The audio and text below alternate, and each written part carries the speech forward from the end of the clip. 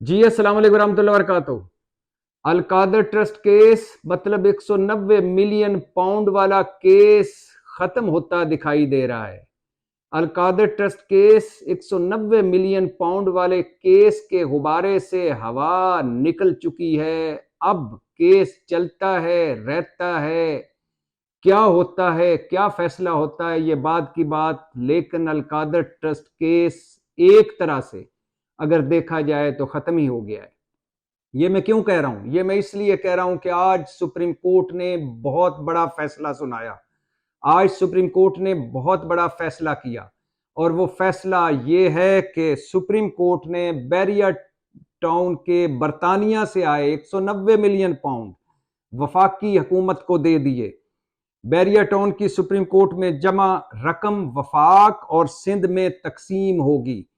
65 अरब रुपए में से 35 अरब वफाक, 30 अरब सिंध हुकूमत को मिलेंगे। सुप्रीम कोर्ट ने हुक्म सुना दिया।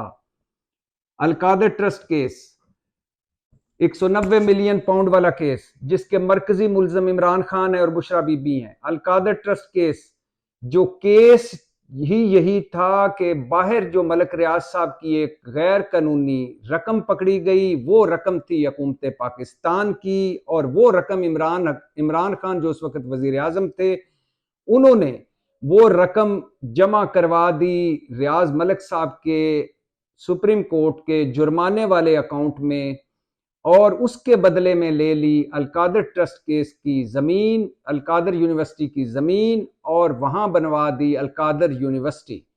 मतलब इमरान खान और बुशरा बीबी पर यह इल्जाम है कि उन्होंने एक मुल्क के पैसे जो थे, वो जो मुल्क को मिलने थे, वो उन पैसों को मलक रियाज साहब के जो पकड़े गए थे, वो मलक रियाज साहब को ही वापस कर दिए। मतलब उनके जो सुप्रीम कोर्ट में ने जो उन पर जुर्माना किया था उसी में एडजस्ट कर दिया और उसके बदले में रिश्वत के तौर पर ली जमीन और बनवा दी अलकादर यूनिवर्सिटी।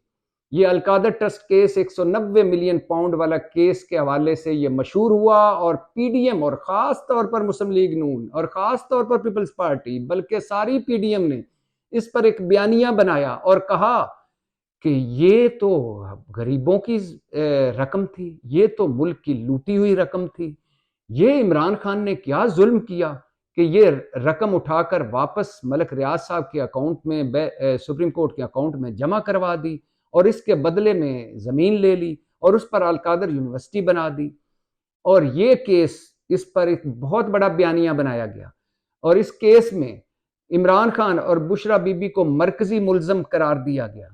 इमरान खान जो अडयाला जेल में कैद हैं, पिछले 8 दिनों से, बल्कि पिछले 11 दिनों से उनसे अलकादर ट्रस्ट केस के हवाले से तफ्तीश कर रही है नैब की ज्वाइंट इन्वेस्टिगेशन टीम। कभी 3.5 घंटे, कभी 5 घंटे, कभी 7 घंटे की ये तफ्तीश होती है अडयाला जेल में और बुशरा बीबी भी इस पे पेशियां भुगत रही हैं। और बुशरा बीबी को 11 सवालों पर मुश्तमिल नैब ने सवालनामा भी दिया था अलकादर ट्रस्ट केस में और बुशरा बीबी की गिरफ्तारी भी मुतवक्को थी। बातें हो रही थी कि उन्हें अलकादर ट्रस्ट केस में गिरफ्तार कर लिया जाएगा।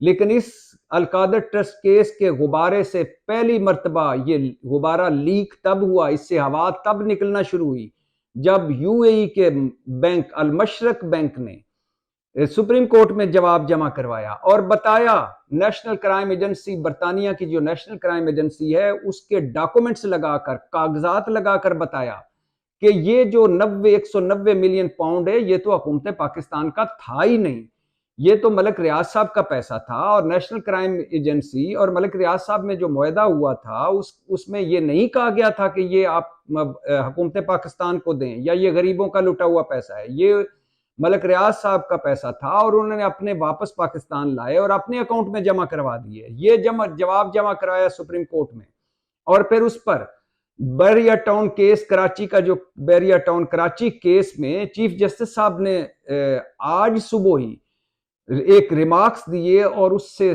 लगा ऐसे कि अलकादर ट्रस्ट केस के पैसे वापस मिलने वाले हैं।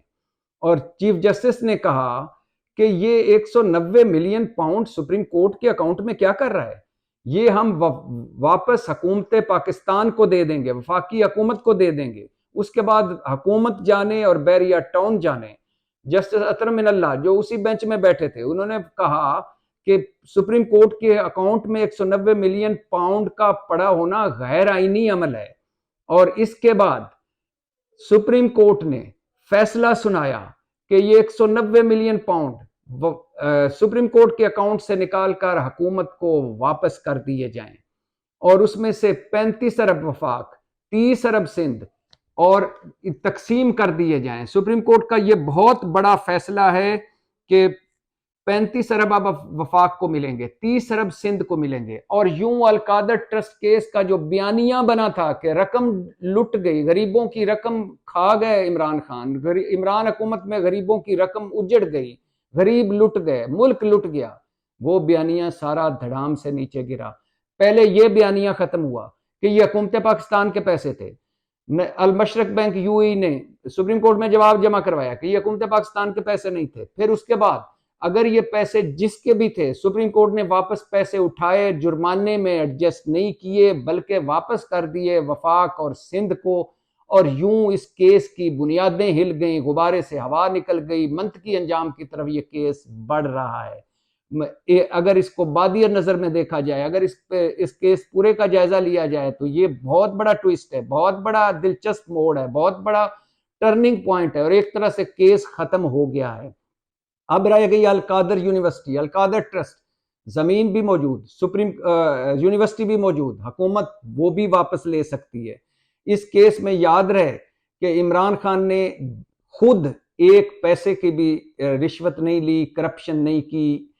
उन पर इल्जाम ये था कि उन्होंने रियाज मलिक साहब की रकम रियाज मलिक साहब के अकाउंट में एडजस्ट कर दी और उसके बदले में यूनिवर्सिटी बना दी, और ये वो यूनिवर्सिटी है जो गरीबों और मुस्तहक लोगों को तालीम दे रही है।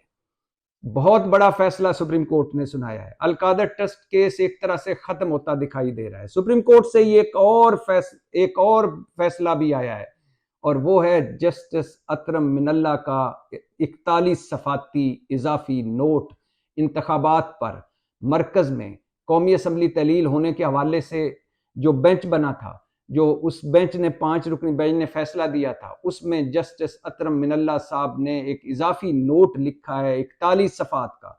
और ये नोट के अहम पॉइंट्स बताने से पहले बताता चलूं कि ये जस्टिस बंदयाल का 41 सफाती नोट नहीं है, ये उस बेंच का जिस पर मुस्लिम लीग और पीडीएम इल्ज़ाम लगाती रही कि ये बेंच एक मखसूस बेंच है, इमरान खान को रिलीफ देता है और ये इमरान खान के सहूलतकार जज हैं, उन जजों का ये 41 सफाती नोट नहीं है, ये जस्टिस अतरम मिनल्ला का है। Justice Athar Minallah chief justice Islamabad high court भी रहे, उन्होंने बड़े दबंग फैसले किए, उन पर कोई भी उंगली नहीं उठा सकता, उनके फैसलों पर तनकीद हो सकती है, उनके फैसलों पर तहफ़्फ़ुज़ात हो सकते हैं, लेकिन ये उन पर ये इल्ज़ाम नहीं लगाया गया, किसी ने ना लगाया है ना लगाया कि वो इमरान खान के सहूलतकार हैं या इमरान खान को रिलीफ देते रहे हैं।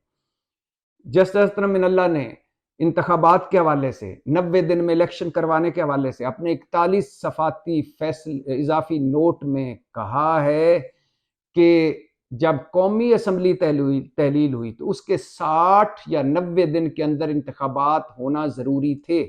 मतलब 7 नवंबर आखिरी तारीख थी जिस दिन कौमी असम्बली के इंतखाबात होना ज़रूरी थे, नहीं हुए तो आइन टूटा, ये आइन की खिलाफ वर्जी हुई, पहला पॉइंट।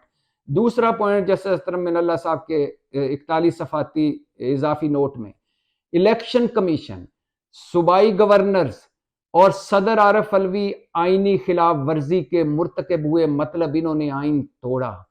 तीसरा पॉइंट इसका कि जो ये निगरान हुकूमतें हैं जो 60 दिन से ज्यादा हैं, जो 90 दिन से ज्यादा मुद्दत की हैं, वो गैर आइनी है। बहुत बड़े ये 3 अहम पॉइंट्स हैं। इंतखाबात ना करवा कर आइनी खिलाफ वर्जी की गई और उसमें सदर भी उस मुर्तकब हुए आइनी खिलाफ वर्जी के, इलेक्शन कमीशन भी मुर्तकब हुआ, गवर्नर्स भी मुर्तकब हुए। और दूसरी बात, निगरान हुकूमतें गैर आइनी है। फिर जस्टिस मिनल्ला ने अपने 41 सफाती नोट इजाफी नोट में लिखा कि सदर ने जब इलेक्शन कमीशन को मुशावरत के लिए खत लिखा था तो वो आइनी था, लेकिन जो इलेक्शन कमीशन ने उस खत की इंटरप्रिटेशन की और नहीं गया सदर को मिलने के लिए, तो वो गैर आइनी था। ये बहुत बड़ा फैसला है। इस हवाले से कि ये जस्टिस अतर मिनल्ला लिख रहे हैं, जस्टिस चीफ जस्टिस बंदयाल नहीं लिख रहे, या वो जजेस नहीं लिख रहे जिन पर इल्जाम है कि उन्होंने उन्होंने वो सहूलतकार हैं इमरान खान के। ये जस्टिस अतर मिनल्ला का इजाफी नोट है। और अब इस नोट के बाद इलेक्शन कमीशन, जिसको चीफ जस्टिस उमर अता बंदयाल भी कह चुके हैं कि आईनी खिलाफ वर्जी के मुर्तकब हुए, चीफ जस्टिस फाइज ईसा काजी के दौर में बनने वाला बेंच भी कह चुका है कि वो आईनी खिलाफ वर्जी के मुर्तकब हुए। और उसके बाद अभी जस्टिस अतर मिनल्ला भी अपने इजाफी नोट में कह रहे हैं कि वो आईनी खिलाफ वर्जी का मुर्तकब हुआ है, गवर्नर समेत, सदर आरिफ अलवी समेत। अब सवाल ये पैदा होता है, मुतालबा ये होना चाहिए कि सदर आरिफ अलवी, गवर्नर्स और इलेक्शन कमीशन के खिलाफ आइन तोड़ने, आईनी खिलाफ वर्जी करने का मुकदमा चलाया जाए, इन्हें अकाउंटेबल किया जाए। अगर इनके खिलाफ आज मुकदमा नहीं चलता, इनको सजाएं नहीं मिलती, अलामती सजाएं क्यों ना हो, इनको सजाएं नहीं मिलती तो ये आइन टूटता रहेगा। लोग, पार्टियां जिसके हाथ, जिस जो ताकत में होंगी वो इलेक्शन से भागती रहेंगी। ये मुल्क, ये आइन, ये पार्लियामेंट, ये सिविलियन बालादस्ती, ये वोट की इज्जत तमाशा बनती रहेगी। तो अब ये तो तय हो गया कि गवर्नर आईनी खिलाफ वर्जी के मुर्तकब हुए, इलेक्शन कमीशन आईनी खिलाफ वर्जी का मुर्तकब हुआ, और सदर आरिफ अलवी आईनी खिलाफ वर्जी के मुर्तकब हुए। लिहाजा ये जब तय हो गया तो अब इनको सजाएं भी मिलनी चाहिए। तो आज दो बड़े फैसले आए सुप्रीम कोर्ट से। पहला, अलकादर ट्रस्ट केस में पैसा 190 मिलियन पाउंड जो था वो सुप्रीम कोर्ट ने अपने अकाउंट से निकाल कर वफाक और सिंध में तकसीम कर दिया। और दूसरा, जस्टिस अतर मिनल्ला कह रहे हैं कि आईनी खिलाफ वर्जी का मुर्तकब हुए हैं गवर्नर, इलेक्शन कमीशन और सदर आरिफ अलवी। पाकिस्तान जिंदाबाद।